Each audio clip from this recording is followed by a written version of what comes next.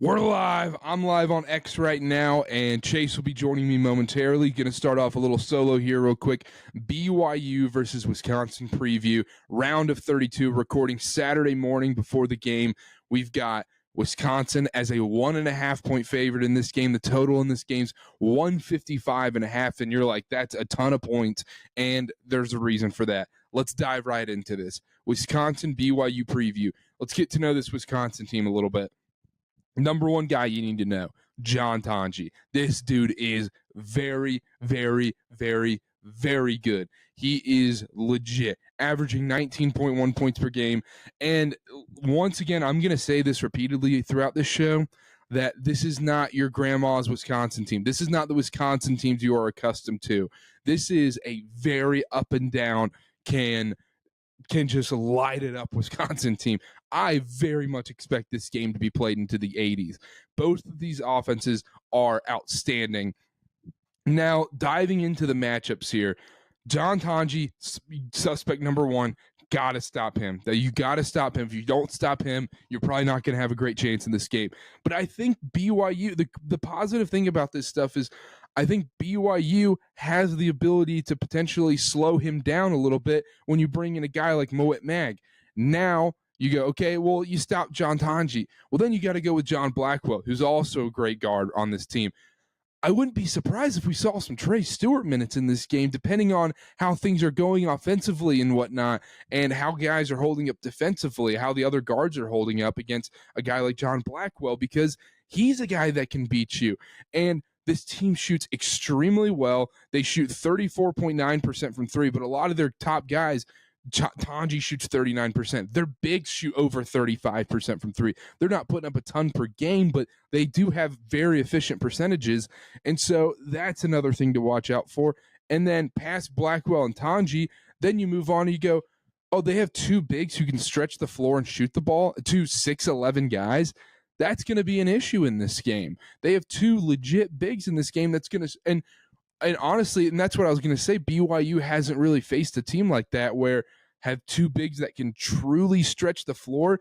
Honestly, in Big 12 play, not many of these centers can stretch the floor as much. Honestly, I think the number one center they faced this year that could probably stretch it the best was Hunter Dickinson, and we saw how BYU combated that. But the issue is with Hunter Dickinson is you're actually thrilled when he takes a shot outside of 10 feet. You know, it was a win when you go, I'm fine. Let him take that shot all day. These Wisconsin bigs can actually knock that down. That's going to be an issue. And I think that's my two biggest concerns for BYU going into this game is we talk about, Chase and I, quite a bit about the Rudy Gobert style defense with the Jazz, where the guards would just kind of funnel these guys in when they're getting into the driving lanes and just funnel them into Rudy Gobert so he could get up and swat it. And BYU does that sometimes with Keba Keita, where, hey, we'll funnel you into Keba Keita, but he's going to swat the crap out of this thing. The issue is with these bigs that are actually able to stretch the floor, we're going to have to see guys like Keba Keita get brought out to the three-point line, and all of a sudden those driving lanes open up. And this goes, and so one, I think those driving lanes could be open for guys like Tonji and Blackwell to get to the paint. But coinciding with that, I worry about BYU actually getting into foul trouble in this game. We haven't seen BYU get into foul trouble much this season yet. It's been, and especially guys like Dallin Hall. Dallin's been great this season about not picking up those cheap fouls. I do worry about the BYU guards and Keba Keita getting into a bit of foul trouble today, because if the floor is being stretched so much and Wisconsin's able to penetrate a little bit, that's going to put BYU on their toes, and all of a sudden they're put in a tricky spot where, okay, you might give up some fouls here and there when you're playing that much one-on-one defense and you're not able to get as much help defense, because this Wisconsin team can shoot so well, you can't really help off your defender that much, and so it's going to be these guys have to lock in one-on-one defensively, and that's why I think Trey Stewart could actually play some big minutes in this game. And then you break it down even further on the offensive side, I think this is going to be a run-and-gun game. And, well, going back, sorry, bad podcasting by me, but going back a little bit, back to the foul situation, you also can't let Wisconsin get to the free throw line. They rank first in the country in free throw shooting percentage. They shoot over 82%. Everybody on this team can shoot free throws. Their worst free throw shooter is a guard that hardly ever plays. He plays like 10 minutes a game, and he shoots 42.9% from the line. I don't know the exact numbers. I got some of them right here, but I bet he's shot in a total of like 10 free throws this year, or 13 free throws. So that stat's kind of flawed. All of these dudes can shoot from beyond the free throw line. They're bigs, they're guards, everybody. So that's going to be an issue in this game. Those are my concerns about BYU going into this game. That's what you need to watch out for, is their guards getting by one-on-one against these BYU guys, and Kaba getting stretched out. I wouldn't be surprised, because we've seen this team. They can really adapt in these games.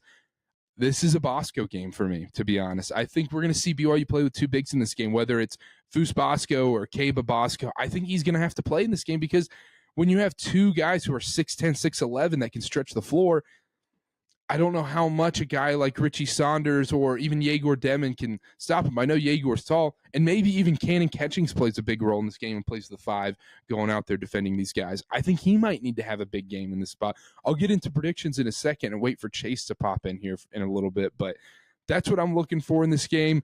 I think it's going to be a very, very fast up and down game. I think it's going to be the best game of the day, to be honest. I think offensively, there's just so much. It's going to be awesome. I honestly can't wait. Diving through the numbers a little bit, another thing to watch out for, too, in this game is Wisconsin doesn't turn over the ball. They average only 9 turnovers a game. They rank 30th in the nation in turnovers per game. They don't get a lot of steals. Going through the numbers here, BYU does shoot better from 3, the amount of threes and 3-point percentage as well. Both BYU's pace is a little flawed this season, because the first 60% of games or whatever they played, they didn't play their same pace that they normally play. And so the pace stats, I think, are a little flawed. It's going to be an up and down game. Both average or just around 80 points per game, and their field goal percentage is very efficient. BYU averaging 20. They're 22nd in the nation at 48.3% from the field in these games. Super, super efficient, but also I don't know what Pythagorean wins are either. So, that stat makes no sense to me. But anyhow, BYU, Wisconsin. And on the BYU side, how BYU can exploit this Wisconsin defense is that I think the lob threat to Kaba Keita will be there, and I think it's going to be key for Dallin and Yegor to get switched on to these bigs. And if Wisconsin plays the man-to-man defense, I think they will, and their bigs will switch onto these guards. It's going to be, we've talked about it ad nauseum, is these guards getting these switches and then penetrating. Get these guys into foul trouble. Do exactly what you did in that VCU game, because even though you didn't shoot the best from 3, you shot 7 of 20 in that VCU game. You didn't need to. You didn't need to in that game. And so if BYU can continue to get to the paint and put the defense on their toes, it's like in football. If the run game's going and you get the run game start flying, and all of a sudden you're just ground and pound, you're getting 5-10 yards a carry all of a sudden, that opens up the play action and opens up the pass game so much more. That's how it's going to work in this game for BYU if they want to win. Open up the driving lanes, you start getting to the basket, and then all of a sudden that 3 ball, dudes are going to be wide open. And I'm expecting a big game out of Richie Saunders. I think he could have a really, really big game, and I think BYU is going to need him to have a big game as well. But staying out of foul trouble is going to be my number one concern in this game, because Wisconsin's guards can really, really put you into trouble going one-on-one real quick. So anyhow, okay, we got people in the chat. What up? Shout out. Jack in the chat said, Boscovich going off in the arena, Nikola Jokic made famous, will feed families. I love that. I would love to see a Bosco game today, especially at the Nuggets arena. Maybe Jokic will be watching. No shot. He's probably watching some horse race in Serbia right now. He's not watching BYU basketball, unfortunately. And then Bennifer Lopez said, what parlay do I put $1.20 on right now? Okay, man, let's cook you up on right now. How about that? So you wanted to have a fun payout, right? So how about we go Creighton money line, Gonzaga money line, UCLA money line, and then let's move it over tomorrow. I think we go Illinois money line and New Mexico money line, just to create chaos money line parlay. That probably pays out a ridiculous number. So yeah, $1.20 little fun parlay for you right there. How about that? I don't know what teams I just said. I think it was a 5-legger. So yeah, go throw $1.20 on that. How about that? But I'll just go through my predictions right now for this game. I'm going back and forth. Obviously, this is a coin flip game. When you look at the number and it says BYU is only a 1.5 point dog in this game, I think there's two factors here that's really, really, really going for BYU. Is the rest advantage. Wisconsin played 3 games in 3 days just a week ago, and then they just played on Thursday once again, and they've had to travel from Madison to Indianapolis, back to Madison, all the way to Denver, and they're playing in altitude, and the altitude is going to be an advantage for BYU in this game. And on top of that is BYU's depth and also a home court crowd for BYU. I understand there's probably going to be a decent amount of red there. It's probably going to be 75-80% BYU fans, though. It is going to be Marriott Center South in this game. It's going to feel like the Delta Center when BYU plays that one neutral site game a year. So those are the two main things BYU has going for them in this game that's kind of off the court. And those are real massive advantages where you get to basically play a home game. Because think about this. If BYU was a 1 or a 2 seed in this tournament, they would have chosen to go to Denver. So they get it as a 6 seed. That's a huge, huge, huge bonus in this spot. So BYU, big advantage there. And then talking about the basketball game real quick, I think Yegor and Dallin have to be able to penetrate and get to the basket. And I know this is simple, vanilla, boring analysis, but I think driving to the paint and also free throw shooting. Free throw shooting is going to be absolutely critical in this game. BYU, this is the game. We talked about it all year. If BYU does this, they're not going to win in March. If BYU doesn't make the free throws like this, if they continue to shoot from the free throw line like this, they're not going to win in March. And that is so true, especially today. This is the number 1 team that will burn you if you're not making your free throws. They shoot 82% from the free throw line. BYU barely shoots 70% from the free throw line. That is a major, major, major, major difference in this game. And so BYU has to knock down their free throws. I think they kind of have to light it up from 3 because I think it's going to be kind of played like that Arizona game in Tucson where it's just big shot after big shot after big shot. And this game's played into the 80s, maybe even the low 90s, especially if they're calling it soft like they did in Arizona as well. And there's a ton of fouls.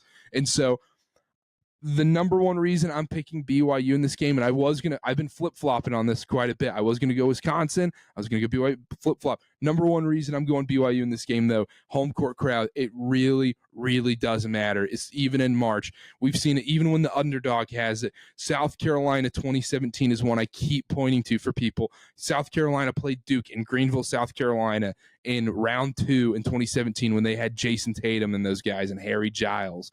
And South Carolina went in and took down Duke in that game against a team full of NBA players because they had the home court advantage. They were red hot in that game. And then on top of that, they made a Final Four run from there.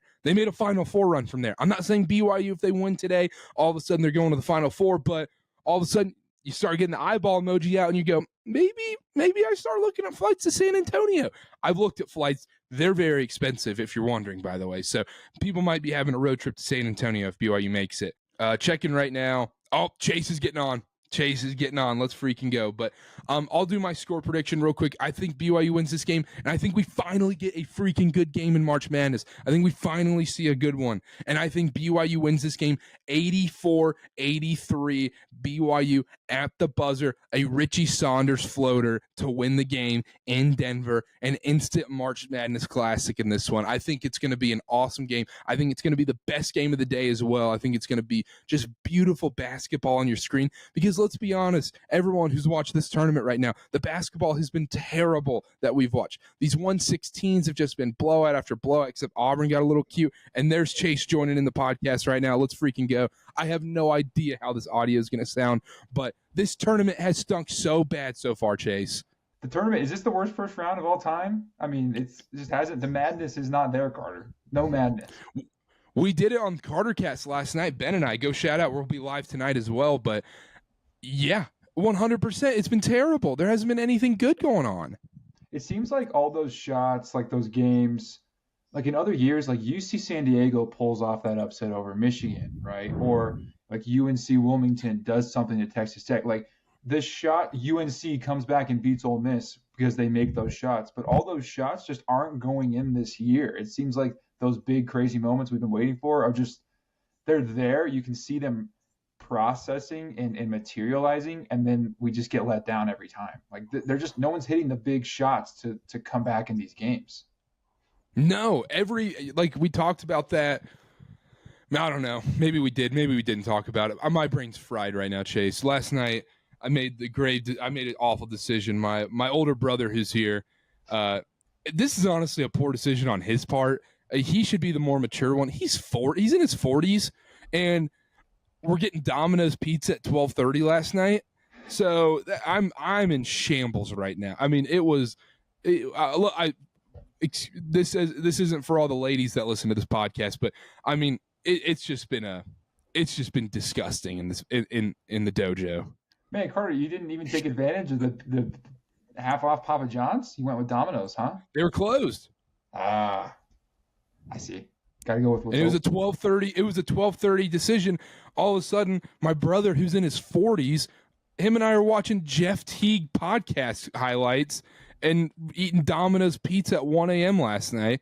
And I'm dying, Chase. I'm in shambles. I think I'm just gonna drink a Mountain Dew to get past this. I think that's the way to do it. The vibes are off all the way around. The basketball isn't as good as we remember. I mean, Thursday we're at the dojo. The power goes out at 6 o'clock. That's prime time, dude. And the power went out. We had to go to B-Dubs. And rookie mistake by me going to B-Dubs. I could have just turned left and gone to Chili's. What was I thinking, Chase?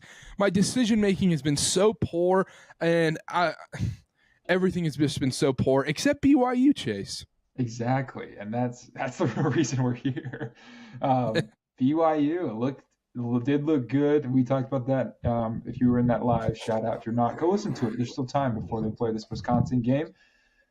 BYU found themselves in a great position. They can go to the Sweet 16 tonight, Carter.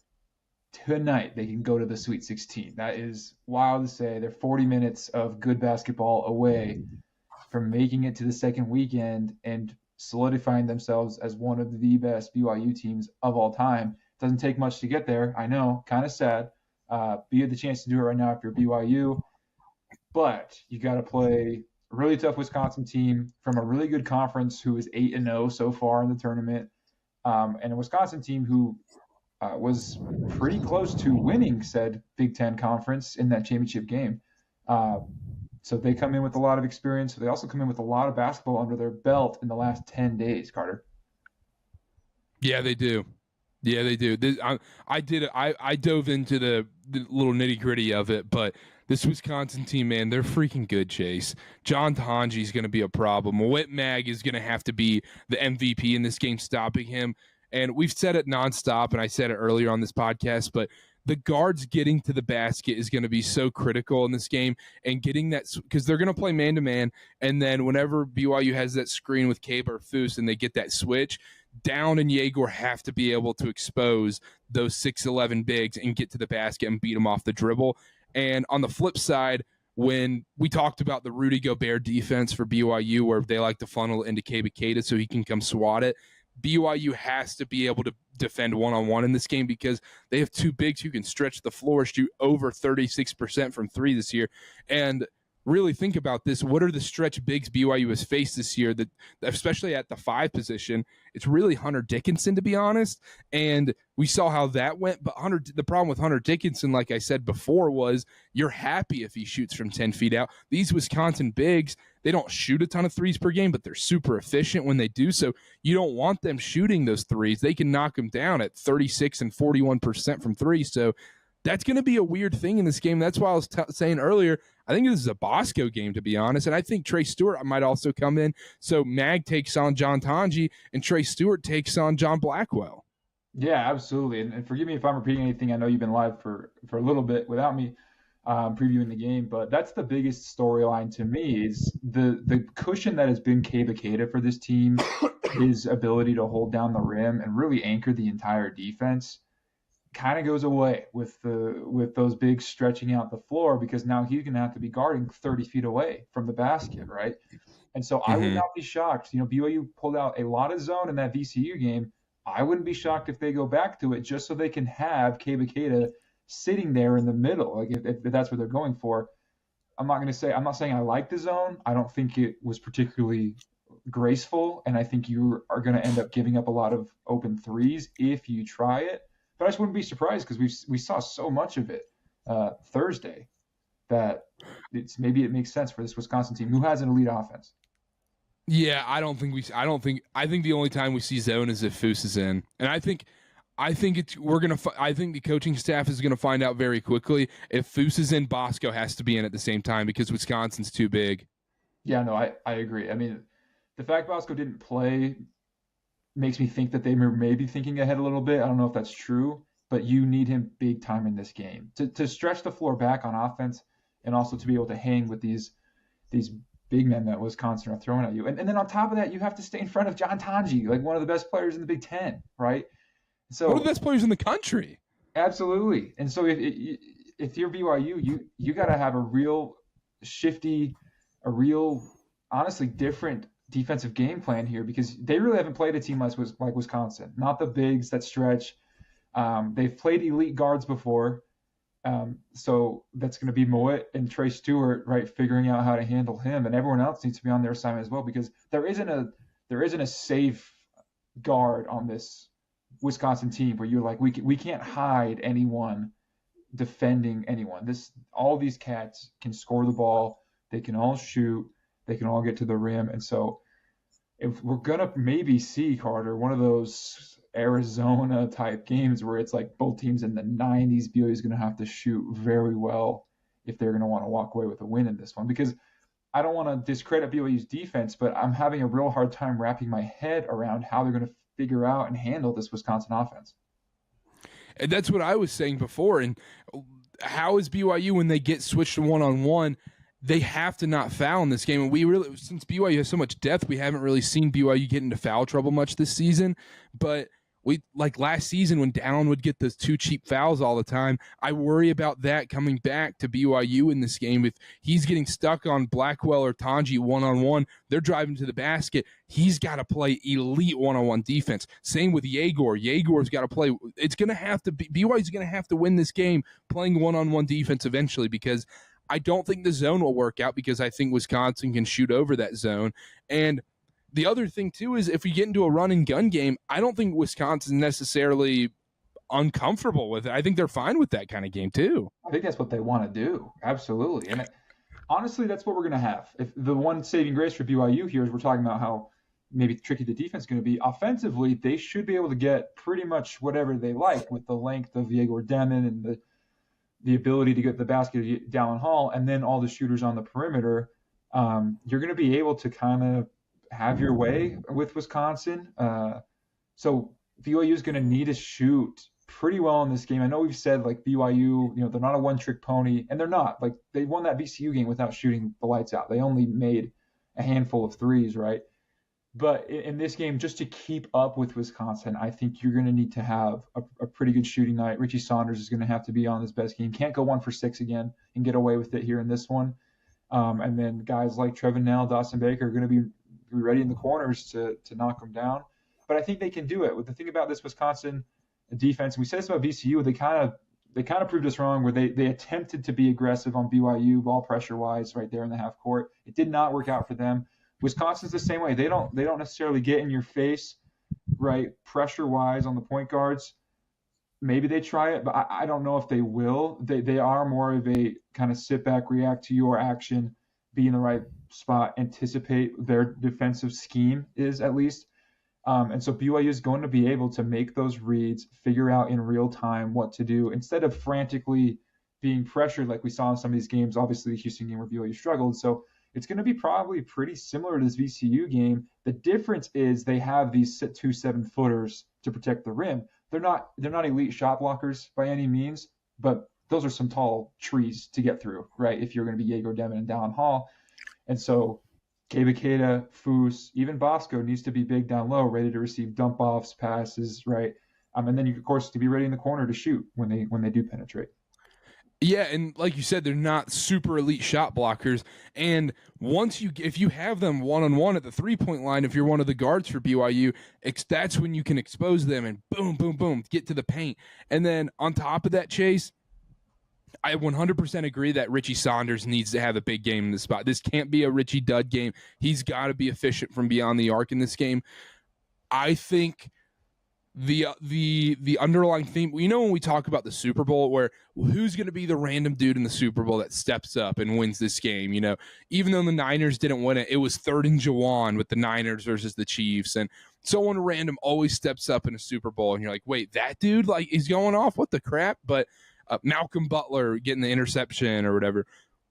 Bosco or Cannon Catchings has to have a big game today. They have to come in, and I'm not saying they have to come in and drop 20, but they have to have a real impact offensively and defensively in this game for BYU. One of them has to come in, and that's why I think it's key that they have Cannon Catchings back, because I think he can offer that. And also, he can get hot in these games. We saw against Arizona, and he can get hot against really, really good teams. Maybe he's just kind of a big-time player. He's like, look, Baylor's in town. All right, I'll go 7 for 7. All right, we're playing at the McHale Center in Tucson. All right, I'll shoot 4 for 6 from 3. Maybe he's just, this is the moment for him. That's a really good point. It's not even like he wants to. I mean, I know he wants to, but I think it's a necessity for BYU. They need to have that kind of performance from someone. It could be a number of guys. Dawson Baker comes to mind. Maybe he has one of those games. But between him, Cannon Catchings, Smilo, Boscovich, one of those dudes needs to be able to stretch the floor and be a legit threat from 3 the entire night to open up the offense for the rest of these guards getting to the rim. It's going to be, Carter, this probably isn't even that hot take. BYU's taken 35 plus threes. This is going to be much more like what we've seen in conference play than what we saw in the VCU game. The VCU game, they just were able to get to the rim whenever they wanted, and that's all they needed to do. This one's going to be different. I'm not saying they can't get to the rim. I think they can, but I think they combat Wisconsin's offense with a little taste of their own style, which is, lighting it up from 3 and then playing inside out. They asked Wisconsin's head coach, I don't know his name, that's poor podcasting on my part. They asked him, like, who does BYU remind you of? And he said, honestly, ourselves. Like, he's like, they play a lot like we do. And so in the term of fire versus fire, who's going to be able to light it up the most? I like BYU's advantage with how versatile they are, with how many guys they can play, with how many different lineups they can throw Wisconsin's way. And I really think this is going to be a Kevin Young, you need to have a masterclass in which rotations you throw out there. How do you combat what Wisconsin's doing? How do you make adjustments? Not just at halftime, because you can't go into halftime down 15 and then all of a sudden be like, what are we going to do? Adjustments very early. I'm talking under 16 timeout, right? What are you going to do to throw them off their game and play and dictate your own style and your own pace? But it's difficult, Carter, because they want to play pretty much the same style and same pace. But you got to find a way to make sure that's the way you are dictating the game, not Wisconsin. 1,000%. I couldn't agree more. And that's basically what I've been saying when I've been solo on this podcast as well, too. So I don't want to repeat it. So, also, if you're wondering, Purdue's up 18 at halftime, so we're not missing anything. Yeah. I really thought McNeese might have had something special in them today, but no. No, it's awful. NC State getting a great coach. But anyhow, BYU, Wisconsin. Chase, give me your prediction for this game. It's going to be high scoring. I'm going to go with the Cougs because I got to ride with them. I think they win 91, Carter, to 88. I think it ends up being a big shot, big Richie 3 there at the end to pull them ahead, and then some free throws to seal it. Oh, I said 84-83 BYU. I said a Richie Saunders floater at the buzzer to win it, and March Madness finally delivers an instant classic. I would love that. That's the dream right there. I don't even want to do the MVP part of this because there's so many different variables to this where I think there's the defensive MVP is going to have to be Moet Mag in this game. Sometimes it's Keba Keita, sometimes it's Trey Stewart. It's going to have to be Moet Mag in this spot, stopping John Tanji. And then offensively, it's going to have to be Richie Saunders getting it done and the guards getting to the basket like we've talked about a ton. But then there has to be, okay, which bench player is going to step up in this game? And it's got to be Bosco or Cannon. Has to be. I mean, it's got to be one of those guys. You got to find some offense from some different ways. If I'm Wisconsin, right, I'm kind of following the same blueprint. Pressure the guards, try to take away the 3-point line, then see what BYU can do to you. The advantage is BYU's got a lot of guys. They got a lot of wings, a lot of guards that they're going to be. A lot of guys. Yeah, I don't got it like you do. I was going to do something. BYU, they've got a lot of guys. That Yegor, he's great. He's from Russia. We've dealt with Russia. Okay, no more.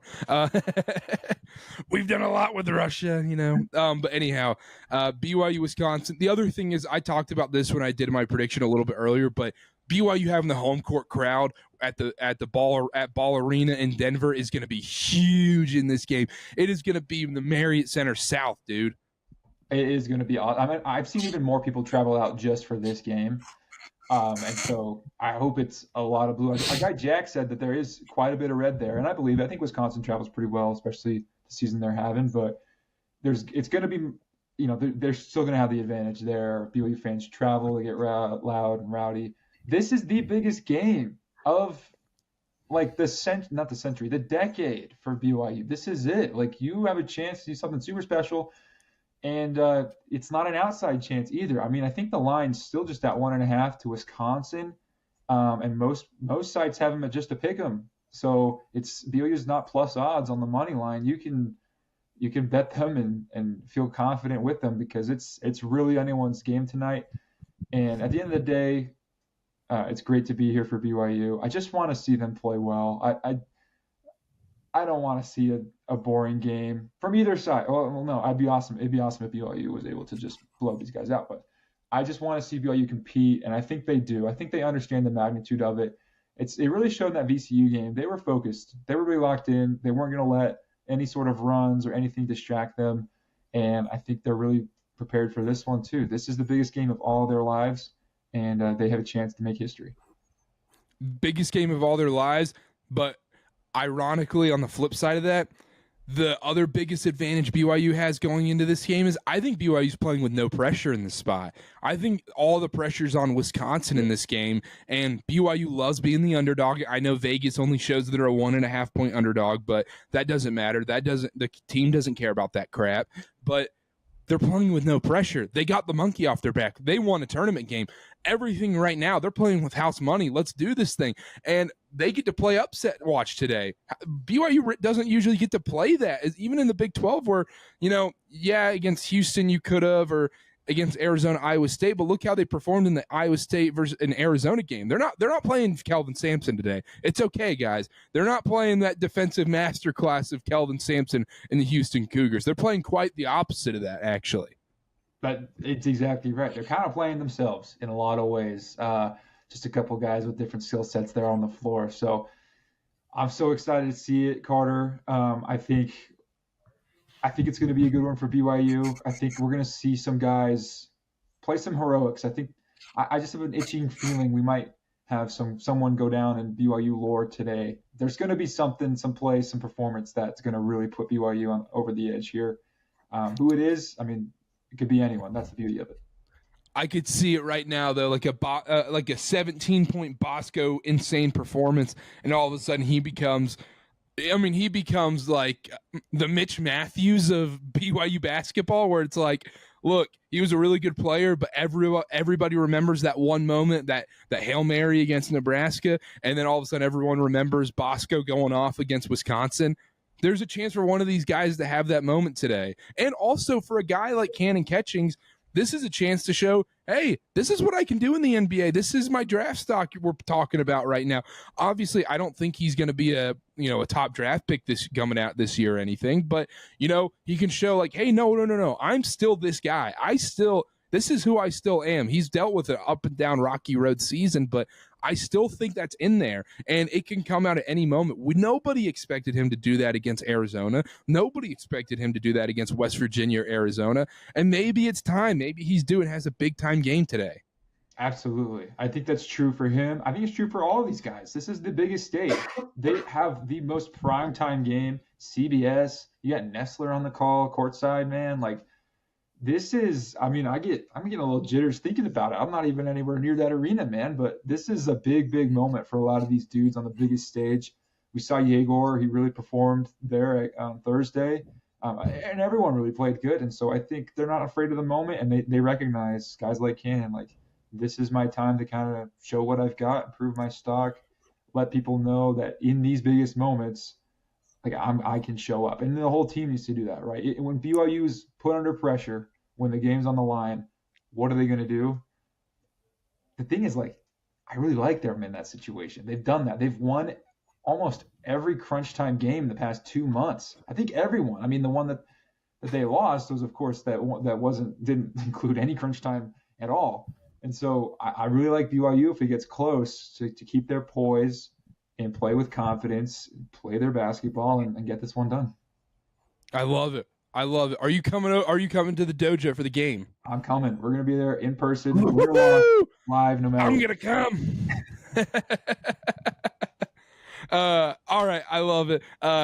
We'll be live right here where I'm sitting right now. We'll be live. Hopefully we get to Sharpie and BYU to the Sweet 16. Hopefully we get to Sharpie BYU into the Sweet 16. Cannot wait. We'll be live right after the game. It better not be a funeral podcast, Chase.